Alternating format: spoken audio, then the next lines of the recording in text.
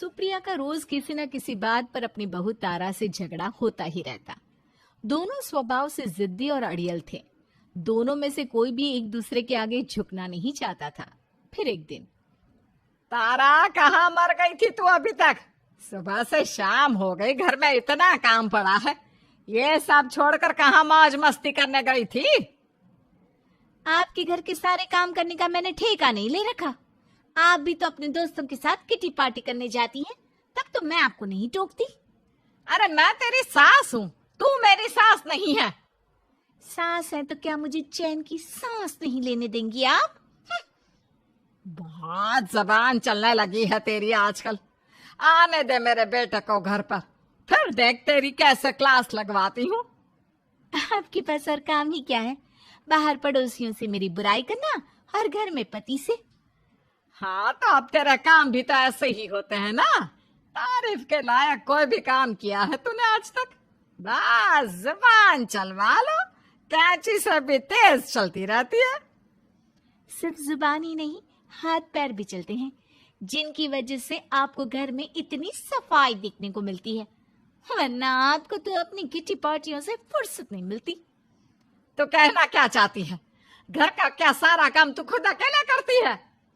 तो और क्या नौकरानी करती है?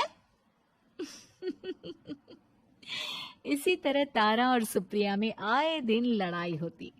दोनों के दिन की शुरुआत ही एक दूसरे से लड़कर शुरू होती और लड़कर ही खत्म होती, मानो ये अब उनकी दिनचर्या का हिस्सा बन चुकी हो। शाम को तारा का पति वैभव घर आता है। वैभव को देखते ही उसकी माँ सुप्रिया उसके पास आती है और कहती है, बेटा वैभव, अच्छा हुआ जो तू आज जल्दी घर आ गया। देखना तेरी बीवी सुबह से मुझसे लड़ी जा रही है। माँ की बातें सुनकर वैभव तारा को जोर जोर से आवाजें देने लगता है। क्या हुआ जी, इतना चीख क्यों रहे हो? तारा, तुमने आज फिर माँ से लड़ाई की? अरे लड़ाई मैंने नहीं की, शुरुआत पहले इन्होंने की थी। समझा दीजिए अपनी माँ को। मुझे कहीं भी आते जाते टाइम टोके नहीं, वरना मैं अपना सामान बांधकर मायके चली जाऊंगी। इतना कहकर तारा वहां से चली जाती है। ये सब क्या चल रहा है माँ? किसी दिन मैं आप लोगों के चक्कर में जरूर पागल हो जाऊंगा। आप लोग कभी प्यार से क्यों नहीं रहते? अरे वो हमेशा मेरी बातों का उल्टा जवाब देती है बेटा। अब तू ही बता मैं क्या करूं? तो आप उसे ताने मारती ही क्यों है माँ? वाह बेटा वाह, तुझे मेरे ताने दिखते हैं, उसका बात करने का तरीका नहीं दिखता। देखा नहीं वो किस तरह से बात करती है मुझसे। मुझे माफ कीजिए माँ, मुझे आप दोनों के बीच में पड़ना ही नहीं है। आप दोनों ही एक जैसे हो। इतना कहकर वैभव वहां से चला जाता है। वैभव के जाने के बाद सुप्रिया सोच में पड़ जाती है। धीरे धीरे समय बीतने लगता है और एक दिन सुप्रिया को पता चलता है कि उनके गांव में एक महात्मा ठहरे हुए हैं जो वशीकरण करना जानते हैं। तो सुप्रिया भागते हुए उन बाबा का पता ढूंढने निकल पड़ती है। इस बात की खबर जैसे ही तारा को चलती है, वो भी उस बाबा की खोज में निकल पड़ती है। अगले दिन सुबह, आज तारा और सुप्रिया दोनों ही बहुत अच्छे मूड में होती है। ना सुप्रिया तारा को देखकर कोई ताना मारती है, ना तारा अपनी सास से बेवजह उलझती है। दोनों मिल बांट कर रसोई में काम करती हैं। भाई तारा, जरा मुझे वो चाय पत्ती पकड़ाना। ये लीजिए माँ जी, क्या आप मेरे लिए भी चाय बना देंगी? अरे हाँ हाँ, क्यों नहीं। इसी तरह दिन बीतते हैं और दोनों का रिश्ता भी निखरने लगता है। ऐसे ही देखते ही देखते 3 महीने बीत जाते हैं। आजकल ये मैं क्या देख रहा हूँ? अचानक आप दोनों के बीच इतना प्यार कैसे हो गया? एक दिन था जब कभी माँ आप तारा को ताने देते देते नहीं थकती थी, और तारा, तुम पहले तो कितना उलझती थी माँ से, तो अब ये अचानक क्या हो गया है आप दोनों को? अरे यह सब तो एक बाबा का कमाल है, जिसने मुझे ये ताबीज दिया था। सुप्रिया के हाथ में बंधा ताबीज देखकर तारा चौंक जाती है। ये ताबीज तो उस बाबा ने मुझे भी दिया था, आपको अपने वश में करने के लिए। इसका मतलब तू भी उस बाबा से मिलने गई थी? आपकी हरकतों की वजह से ही मुझे जाना पड़ा था। ये सब क्या चल रहा है? मुझे तो आप लोगों की कोई भी बात समझ में नहीं आ रही। सुप्रिया वैभव को सारी बात बताते हुए कहती है। अरे जैसे ही मुझे पता चला कि हमारे गांव में जाने माने तांत्रिक बाबा आए हुए हैं जो वशीकरण करना जानते हैं, तो मैं बिना देरी किए उनके पास चली गई और बहू को अपने वश में करने की इच्छा उनके सामने रखी, जिससे ये मेरी हर बात माने। बाबा, मैं अपनी बहू से बहुत दुखी हो चुकी हूँ। वो मेरी एक बात नहीं मानती। आप कुछ ऐसा कीजिए बाबा जिससे मेरी बहू मेरी हर बात मानने लगे। पहले आप मुझे अच्छे से बताइए, आपको अपनी बहू से आखिर परेशानी क्या है? बाबा, वो मुझसे कभी प्यार से बात नहीं करती। मैं उसे एक बात सुनाती हूँ तो वो पलट कर 4 बातें सुनाती है। आप कुछ ऐसा कीजिए ना जिससे मेरी बहू सारी बातें मानने लगे। बाबा सुप्रिया की बातों को ध्यान से सुनते हैं और उसके बाद सुप्रिया को एक काले रंग का ताबीज देते हुए कहते हैं। ये ताबीज तुम्हें अपने गले में पहनना है और जब तक मैं ना कहूँ तब तक इसे उतारना मत। तो क्या इस ताबीज की मदद से मेरी बहू मेरे वश में हो जाएगी? सिर्फ वश में ही नहीं, इस ताबीज के कारण तुम्हारी बहू तुम्हारे आगे पीछे भी घूमने लगेगी। लेकिन बस तुम्हें कुछ काम करने होंगे। कैसा काम बाबा जी? तुम्हें अपनी जुबान पर काबू रखना होगा। उससे जो भी काम करवाना हो हमेशा प्यार से बात करनी होगी। धीरे धीरे वो तुम्हारी मुट्ठी में आ जाएगी। अरे ठीक है बाबा जी, जैसा आप कहेंगे ठीक मैं वैसा ही करूंगी। तारा ये सब सुनकर चौंक जाती है। ऐसा ही कुछ तो मेरे साथ भी हुआ था जब मैं उस बाबा से मिलने गई थी। बाबा जी, मैं अपनी सास से बहुत तंग आ चुकी हूँ। वो हर रोज किसी न किसी बहाने मुझसे लड़ती रहती हैं। आप प्लीज कुछ ऐसा करिए ना जिससे मेरी सास सुधर जाए और मुझे बेवजह टोकना बंद कर दे। तारा की ये बातें सुनकर पहले तो बाबा सोच में पड़ जाते हैं। उसके बाद वो तारा को भी काले रंग का ताबीज पकड़ाते हुए कहते हैं। ये लो बिटिया, इसे अपने गले में पहन लो और जब तक मैं तुम्हें इसे उतारने के लिए ना बोलूं तब तक इसे उतारना नहीं। इस ताबीज को पहनने से तुम्हारी सास तुमसे प्यार करने लगेगी और दिन रात तुम्हारे आगे पीछे घूमेगी। ये सुनकर तारा बेहद खुश हो जाती है। बाबा, इस ताबीज का असर कब तक होगा? अगर तुमने मेरी सारी बातें मानी तो इस ताबीज का असर तुम्हें 2 दिन बाद ही दिखने लगेगा।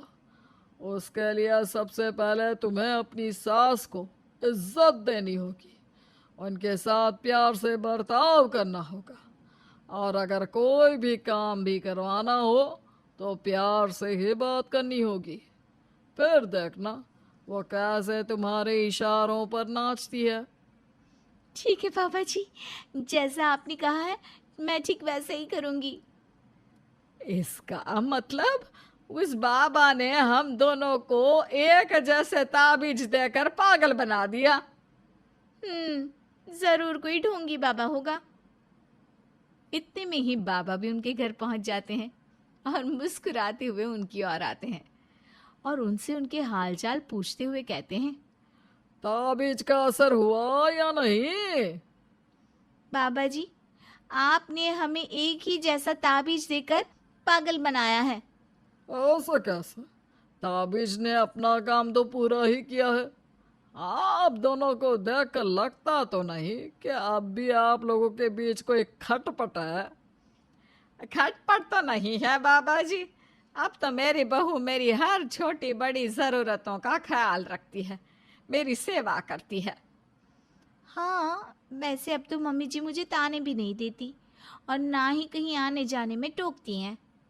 जानते हो ये सब कैसे संभव हुआ? कैसे बाबा जी? यह सब तुम दोनों के कारण ही संभव हुआ है। मैंने जो ताबीज दिया था वो सिर्फ एक धागा ही था। ये चमत्कार तो तुम दोनों ने अपनी जुबान पर संयम रखकर प्यार और संयम के साथ काम करके किया है। बिटिया, कुछ कमी तुम्हारे अंदर थी तो कुछ कमी तुम्हारे सास के अंदर थी, इसीलिए तुम दोनों को सुधारने और तुम्हारी गलती का एहसास कराने का यही एक रास्ता था। बाबा की ये सारी बातें सुनकर सुप्रिया और तारा एक दूसरे की ओर देखने लगते हैं। अब उन दोनों को अपनी गलती का एहसास होता है। शायद आप सही कह रहे हैं बाबा, मैंने कभी अपनी बहू को समझने की कोशिश ही नहीं की। मैंने भी तो कभी आपकी उम्र और ओहदे का लिहाज नहीं किया और जो जब मन में आया बोलती चली गई। हो सके तो मुझे माफ कर देना मम्मी जी। चलो फिर, अगर सब ठीक ही हो गया है तो बाबा जी, अब आप भी वापस अर्जुन बन जाइए। वैभव की बात पर बाबा अपनी नकली दाढ़ी हटाते हैं तो उसे देखकर सास बहू हैरान रह जाती हैं। अरे अर्जुन भैया, आप? हाँ भाभी, आप दोनों के रोज रोज वाले झगड़ों से परेशान होकर एक दिन मेरे इस दोस्त ने एक प्लान बनाया और मेरी मदद मांगी, तो मैं इनकार कैसे कर सकता था। और देखिए, आज उसका नतीजा हम सबके सामने है। सब जोर जोर से हंसने लगते हैं। शादी के वक्त हर लड़की का सपना होता है कि वो अपने ससुराल वालों को खुश रखेगी। उनके लिए वो हर काम करेगी जिससे उसका नाम और काम दोनों चमके। अरे बहू, ये क्या है? कैसी खीर बनाई है तूने? लग ही नहीं रहा कि खाना भी बनाना आता है तुझे। अरे शर्मा जी की बहू, आय हाय हाय हाय, जरा बताना। अब हाँ हाँ, क्या खीर बनाई थी उसने? पता ही नहीं लग रहा था कि खीर खा रहे हैं या रबड़ी मलाई। लेकिन पूजा, तेरे खीर में तो चावल भी अलग दिख रहे हैं और दूध अलग। अरे देखो देखो, चीनी भी दिख रही है। दोनों सास ससुर बैठकर पूजा की पहली रसोई की बुराई कर रहे थे और न जाने कौन से शर्मा जी की बहू की तारीफ। फिर एक रोज, ये लाल रंग ना बहू ठीक नहीं लग रहा तुझ पर। कैसी बात कर रही हैं माँ जी? मेरी फोटो इस सूट में कितनी प्यारी आती है। और लेकिन वो सक्सेना जी की बहू जैसे नहीं, पता है, उनकी बहू लाल रंग में ना बिल्कुल देवी लगती है, देवी। पर माँ जी, ये रंग में ही तो देखकर आप लोगों ने मुझे बहू के रूप में पसंद किया था। हाँ तो देखिए ना जी, लाल रंग। अरे वो कांता है ना, काम वाली, पता है वो भी ना।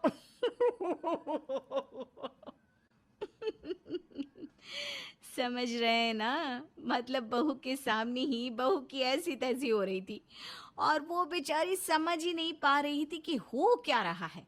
फिर एक रोज, अरे बहन जी, मेरी नई बहू की मुंह दिखाई है तो आप सब आना। वैसे पूजा बहू, बाहर क्यों नहीं निकलती है तू? मेरी बहू तो नई नहीं है लेकिन फिर भी सारा दिन बाहर ही पड़ी रहती है। वो क्या है ना आंटी जी, घर का काम खत्म ही नहीं होता। एक मेरी बहू है, सारा काम मेरे सर पर डालकर मंडराती रहती है। तभी सास ससुर आ जाते हैं। अरे रहने दो, सबको अपनी बहू दाल बराबर लगती है, वरना आपकी बहू तो हीरा है, हीरा। एक हम है जो कोयले को तराश रखा है। क्यों? और क्या, देखा मैंने आपकी बहू को, कैसे सारा दिन बाहर ही रहती है। कम से कम बाहर रहेगी तो दुनियादारी के बारे में तो पता होगा, वरना हमारी बहू को ना तो शर्मा बहू की पता है और ना ही सक्सेना की। क्यों? क्या है माँ जी, कोई तारीफ कर रहा है तो सुन लीजिए ना। आपने तो कसम खा रखी है कि अपनी बहू को कुछ समझना ही नहीं है। देखो देखो कैसे जबान चल रही है इसकी, वरना चटर्जी की बहू, उसके मुंह से एक शब्द सुनाई नहीं देता। अरे जबान ही नहीं है उसके मुंह में, लेकिन हमारी बहू, लगता है जैसे मुंह में ट्रेन की पटरी लगी हो। बहू वहां से चली जाती है लेकिन पीछे से सास ससुर की बात करने की आवाज आती रहती है। देखा देखा कैसे बोल रही थी। अरे डर ही नहीं है किसी का। बहू देखती है सोचती है कि कुछ भी कर दो इन लोगों के लिए, लेकिन इन लोगों के लिए घर की बहू दाल बराबर होती है। बहू चली जाती है और फिर एक रोज, अरे शीना तू कब आई? ये क्या है माँ? शादी करके मुझे भूल ही गई हो। अरे माना भाभी आ गई है, लेकिन बेटी तो बेटी है ना। अरे कैसी बात कर रही है, किससे तुलना कर रही है तू? अरे तेरी भाभी कहाँ और तू कहाँ? अरे तूने तो न जाने कितना झेला है। तेरे भाभी को तो सोने के चम्मच वाला ससुराल मिला है। हाँ भाभी को तो सच्ची आप लोग जैसे सास ससुर मिले हैं, जैसे माँ बाप। वहीं मेरे सास ससुर तो पता नहीं क्या ही उम्मीद करती है मुझसे। बहू सोचती है कि कोई किसी से खुश नहीं है, ना बेटी ससुराल वालों से, ना ही सास ससुर बहू से। फिर, दीदी खाना लग गया है, आ जाइए। हमारे यहाँ तो भाभियाँ ननद के कमरे में खाना लगा देती हैं। आप है कि पर दीदी आपका तो कमरा ऊपर है, रसोई नीचे। तभी सास आ जाती है। हाँ तो तेरे पैर में कौन सा मेहंदी लगी हुई है? अरे मैं श्राइन की बहू, वो तो 4-4 तल्ला चढ़ चढ़ कर सास को खाना देती थी। तभी ससुर भी आ जाते हैं। हाँ भाई, वो क्यों पीछे रहे भला, वो भी तो अपनी बात कहेंगे ना। मिश्राइन की बहू तो छत पर खाना देती थी, हर एक रोटी वो भी गर्मा गर्म। क्या फुर्ती थी बहू में, क्या फुर्ती थी। एक हमारी बहू है। तभी बेटी की सास आ जाती है। अरे बहन जी, बेटी को सर पर चढ़ा रखा है। शादी के बाद आई है, पता करने की कोशिश भी की कि खुशी खुशी आई है या लड़ झगड़ कर आई है। अब आइए आइए बहन जी। अरे आंटी जी, दीदी से कोई गलती हो गई है क्या? क्यों इतनी भड़की सी लग रही हैं आप? तुम चुप रहो बहू, जब बड़े बात कर रहे हो तो छोटों का बोलना ठीक नहीं होता, समझी? अरे तिवारी की बहू, वो तो बड़े कुर्सी में बैठे हो तो जमीन में बैठती है। मजाल है बड़ों के सामने चूं भी कर ले। आय हाय, अब ये तिवारी की बहू कौन है? खैर, अब इस बहू की तो आदत हो ही गई थी कि अपनी बुराई सुनती रहे। फिर कुछ दिनों बाद, अरे दीदी, वो आपकी सास आई थी, बोल रही थी कि आप उनकी बात नहीं मानती, घर में लड़ाई झगड़ा करती हैं। आपको उनसे माफी मांगकर ससुराल चले जाना चाहिए। देखिए भाभी, आप ना मेरी बात ना करें। और हाँ, जो आप सोच रही हैं ना कि मैं इस घर में हमेशा के लिए आ गई हूँ, तो मुझे निकालने की कोशिश में है ना आप। पर एक बात बता देती हूँ, ये घर जितना आपका है उतना ही मेरा भी है। अरे आप गलत समझ रही है दीदी, घर आपका ही है और आपका ही रहेगा। लेकिन ससुराल के प्रति भी हर लड़की की जिम्मेदारी होती है ना। माना आपकी माँ ने आपको कुछ समझाया नहीं, लेकिन मैं भी माँ जैसी ही हूँ। दीदी, आपके पति, अभी दोनों के बीच बात हो ही रही थी कि सास आ जाती है। अरे क्यों रही, क्या कान भर रही है मेरी बेटी के? हैं, माँ जिंदा है इसकी, इसका भला बुरा समझ सकती है, समझी? पर माँ, मुझे लगता है एक बार भाभी की बात मानकर देख लेना चाहिए। मुझे भी ना इनकी याद आ रही है। न जाने वो मुझे लेने क्यों नहीं आ रहे। अरे तो क्या तेरे रोने से आ जाएगा? नहीं जाना है, माँ का सगा है। अरे एक पास वाली लीला बहन की बेटी है, माँ के आती नहीं कि पति लेने आ जाता है। और जानती है क्यों? क्योंकि उसकी भाभी यानी कि लीला बहन की बहू, उसके बोलने पर ही पूरा घर चलता है माँ जी। मैं जानती हूँ उन लोगों को, बहू बहुत अच्छी है उन लोगों की।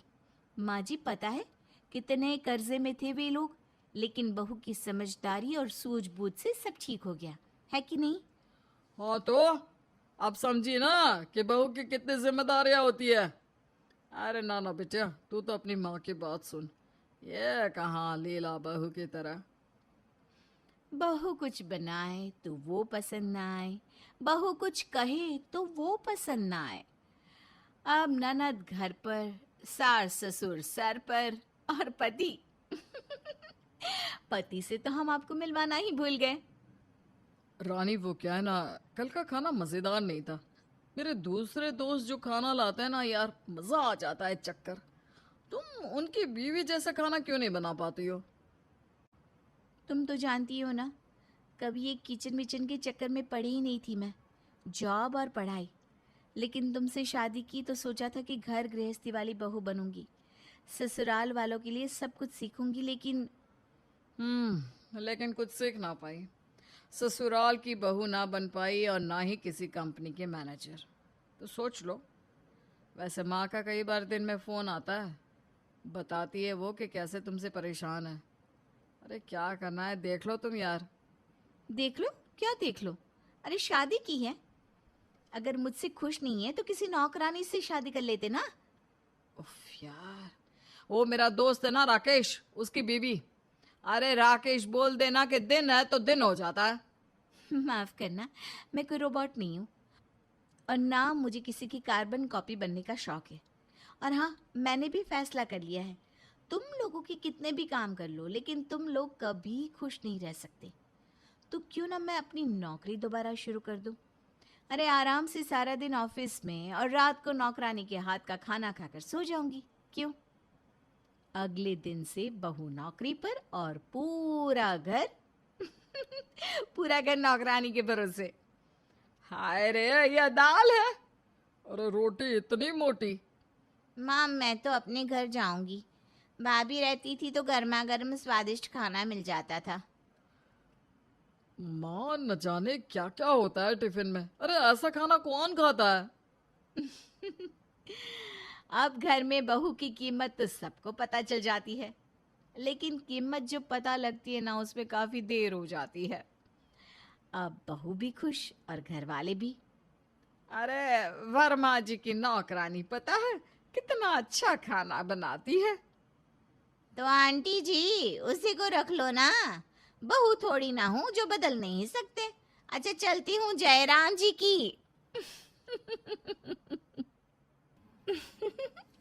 कुंवारी बहू क्यों नहीं हो सकती है भला? आज का जमाना है, कुछ भी हो सकता है। जैसे ना माँ, ना। कोई भी कहीं भी बोले और मैं शादी कर लूं? ना। देख रही हो ना कैसे कैसे केस हो रहे हैं। ना बाबा ना। अरे तो क्या शादी नहीं करेगी? अरे बेटा, शादी जुआ है, कर ले। जुआ तो मैं खेलती नहीं माँ, लेकिन हाँ, जो भी लड़का पसंद हो ले आओ, मैं इंटरव्यू ले लूंगी, सही लगा तो शादी कर लूंगी। माँ खुश हो जाती है, वो पिता के पास जाती है। अरे वो हमारी बेटी।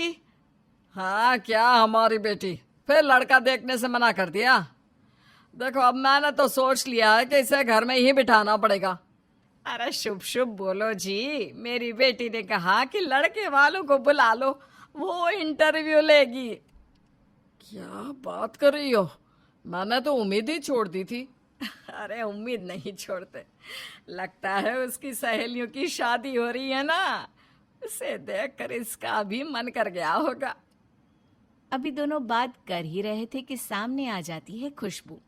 खुशबू, मीरा की सहेली। हाय रे, ये लड़की देख ही नहीं जाती मुझसे।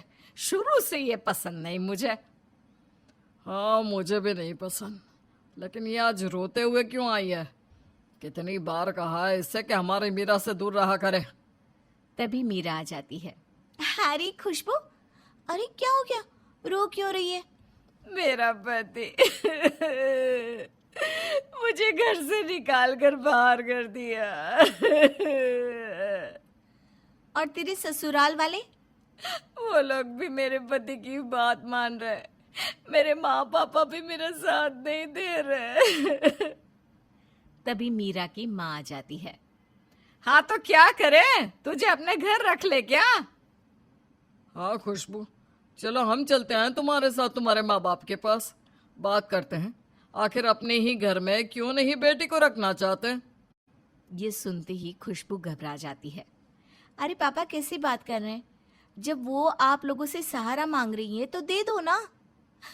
वो अंकल, क्या है ना, पापा अब मेरी कोई जिम्मेदारी नहीं लेना चाहते। ऊपर से अब मेरा बच्चा भी होने वाला है। तो माँ, 2-4 दिन उसे मेरे पास रह लेने दो ना, फिर भेज देंगे इसे इसके घर। वैसे भी माँ, अगर आज आप इसकी मदद नहीं कर रही हो, इसका मतलब कल को आप मेरी भी नहीं करोगी। मीरा की माँ कुछ नहीं बोल पाती। वो पिता को शांत रहने के लिए कहकर वहां से निकल जाती है। तू कितनी अच्छी है ना, जब कोई मेरा साथ नहीं दे रहा है ऐसे में तू ही है जो मुझे अपने साथ रख रही है। लेकिन तेरे घर वालों ने तुझे निकाल क्यों दिया? हैं?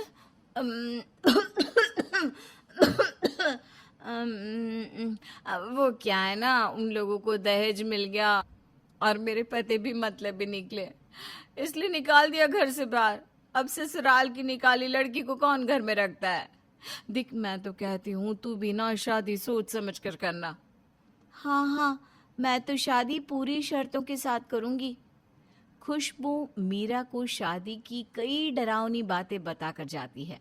फिर वो दिन भी आ जाता है जब मीरा को देखने लड़के वाले आते हैं। सारी बात होने के बाद, माना आप लोगों को मैं पसंद आई हूँ, लेकिन जैसा दिखता है वैसा होता तो नहीं ना। मतलब तुम कुछ और हो क्या? देखिए, सब ऐसे ही बोलते हैं। शादी के वक्त मेरी सहेली है ना खुशबू। तभी मीरा की माँ बोल पड़ती है। अरे तू उसकी बात रहने दे बेटा, वो लड़की ही कुछ और है। कौन लड़की? कैसी लड़की बहन जी, जरा हमें भी तो बताइए। मैं बताती हूँ, मेरी सहेली है खुशबू। उसकी भी शादी हुई, लेकिन सास ससुर ने उसे लड़ झगड़ कर भगा दिया। पति ने भी निकाल दिया। अब उसे तो उसके माँ बाप भी नहीं रख रहे हैं। देखिए, मैं ऐसा नहीं सह सकूंगी, इसलिए शादी के लिए मेरी शर्तें हैं। अरे नहीं नहीं, हमें शर्त वर्त वाली लड़की नहीं पसंद। हम तो शादी के लिए खुद ही मना कर देते हैं। नहीं माँ, मैं शादी मीरा से ही करूंगा। माना इसकी सहेली का शादी को लेकर अनुभव ठीक नहीं है, उसका मतलब यह तो नहीं कि शादी सही नहीं है। माँ, मैं तो इसी से शादी करूंगा।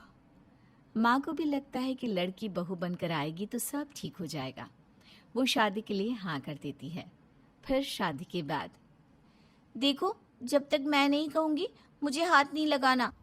और हाँ, सासू माँ को बोल देना कि मैं उनमें से नहीं हूँ जो 5 बजे उठकर चाय दे। समझ गए ना? अगले रोज सुबह मीरा की आंख खुलती है तो पति तैयार होकर ऑफिस जा रहा था और सासू माँ सामने चाय लेकर खड़ी थी। ओह, मुझे ज्यादा देर हो गई। आप लोगों ने उठाया क्यों नहीं?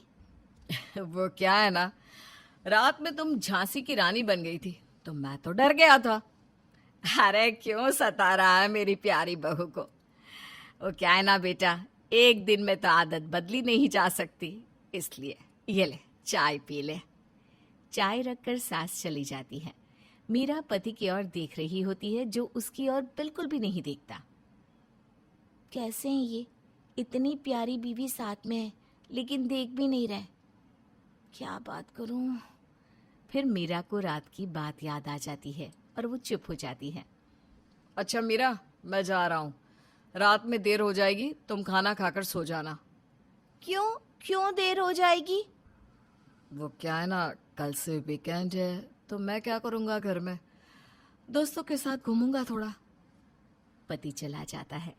मीरा भी घर का काम करके फ्री हो जाती है तो देखती है कि खुशबू का मैसेज आया था।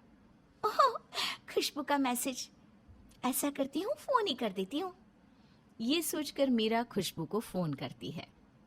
अरे मीरा, कैसी हो? शादी में नहीं आ पाई। तुम ना अपने पति से दूर ही रहना। देखा ना मेरे साथ क्या हुआ, मेरा पति कैसा निकला। हाँ थैंक्स यार, मैं तो दूर ही रहती हूँ। ठीक लगा तो ओके, वरना मैं तो अपने घर चली जाऊंगी। हाँ। और ये सास से ना जरा ऊंची आवाज में ही बात करना, नीची आवाज में बोलोगी तो तुम्हारे सर पर चढ़कर नाचेंगी। देख रही हो ना मेरी वाली को? हाँ हाँ, देखा मैंने। मैं तो जूती में रखूं सास को। अच्छा खुशबू, मैं रखती हूँ।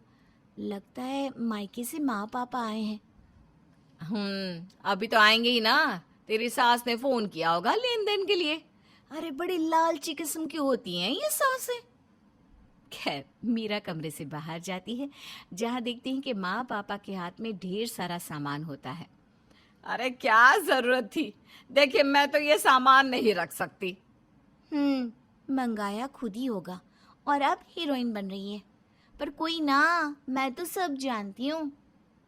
नहीं नहीं बहन जी, माना आपने खुद कहा था कि कुछ ना लाए, लेकिन ये तो शगुन है, इसे रखना ही होगा। माता पिता बैठकर मीरा से मिलकर जा रहे होते हैं कि सास, मीरा ये सामान माँ पापा की कार में रखवा दो। देखिए, अगर आप लोगों की तरफ से शगुन है तो हम लोगों की ओर से क्यों नहीं है? ले लीजिए। मीरा देखती है कि ढेर सारा सामान सास माता पिता को देती है। वो समझ ही नहीं पाती कि सास अच्छी है या खुशबू के कहे अनुसार बहुत बुरी। रात को पति देर से आता है। क्यों मुझे कहीं घुमाने नहीं ले जाते? दोस्तों के साथ था ना, तुम भी जाया करो अपनी सहेलियों के साथ। कोई नहीं है क्या? कोई क्यों नहीं है तो? कौन, वो खुशबू? हाँ, लेकिन वो माँ बनने वाली है। बेचारी की किस्मत देखो, ना पति सही ना सास। हाँ, पर भला हो उसने मुझे समझाया कि ससुराल में कैसे रहना चाहिए। देखो, मैं साफ बोल रही हूँ, मुझे घर से निकालने की सोचना भी नहीं। तभी सास हाथ में प्रॉपर्टी के पेपर लेकर आती है। बेटा, हम लोगों के घरों में ऐसा नहीं होता। बहुओं को बेटियों की तरह माना जाता है और बेटियों को घर से कभी नहीं निकाल सकते। ये ले, आज से इस घर पर आधा हक तेरा है। मीरा सास की ओर देखती है कि वो कितनी अच्छी हैं। तभी पति भी बोल पड़ता है। ये तो माँ की बात रही, बाकी तुम्हारी एक बात का भी मैं जवाब देना चाहता हूँ। शाम को तैयार रहना, हम कहीं चलेंगे। शाम को मीरा तैयार रहती है। पति आता है और फिर, माँ, हम रात का खाना बाहर खाकर आएंगे, आप सो जाना। मीरा समझ नहीं पाती कि पति उसे कहाँ लेकर जाना चाहता है। पति उसे एक मकान के अंदर ले जाता है जहाँ एक आदमी दरवाजा खोलता है। अरे राकेश, तुम मेरे पति को कैसे जानते हो? ये तो खुशबू का बॉयफ्रेंड है। कुछ काम धाम नहीं करता था, इसलिए अंकल ने शादी नहीं कराई थी। तभी पति साहिल मीरा से कहता है, वो मुझे नहीं जानता है क्योंकि। तभी खुशबू आ जाती है। खुशबू मीरा को देखकर घबरा जाती है। मीरा, तुम यहाँ कैसे? अरे, तुम यहाँ इसके घर में क्या कर रही हो? वो इसी के साथ रहती है। दरअसल शादी के बाद ये अपने ससुराल से भागकर यहाँ आ गई थी, लेकिन उन लोगों से पैसा हड़पने के लिए झूठा नाटक कर रही थी। और यह बच्चा इसके पति का नहीं, बॉयफ्रेंड का है, जिसके बाद इसके ससुराल वालों ने इसे निकाला और पति ने भी नहीं अपनाया। माँ बाप की भी इस लड़की ने नाक कटाई और वो कुछ बोलता उससे पहले ही, और मेरा भी घर बर्बाद करने की फिराक में थी। छी, ऐसी लड़कियां किसी लायक नहीं होती। अरे जाओ जाओ, मैं जो कर रही हूँ सही कर रही हूँ, तुम अपना देखो। ये बोलकर खुशबू दरवाजा बंद कर लेती है। मीरा पति के साथ ससुराल आती है, जहाँ वो सास और पति से माफी मांगती है। कोई बात नहीं बेटा, अपना घर बार देखो और हमारे साथ खुश रहो, बहू और बेटी बनकर।